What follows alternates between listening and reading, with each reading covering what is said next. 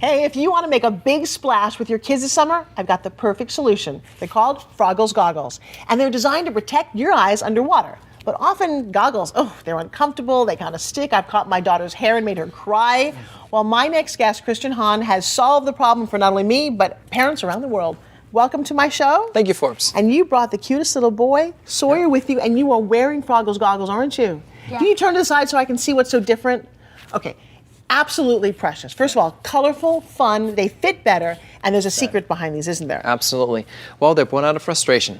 I'm a parent, just like you, and when I was younger, my kids were 4, 5, 6-year-olds. They were taking swim lessons, and there was nothing more frustrating than trying to make uncomfortable rubber straps fit on a child's head without hurting them. And I said, that's it, we're done. We're gonna make something better. Hey, Sawyer, can I see your eyes? They still comfortable? Oh, see, isn't that awesome? Do you love these? Mm-hmm. Okay, so Christian, can you show me exactly how easy it is to take on and off your Froggles? Absolutely.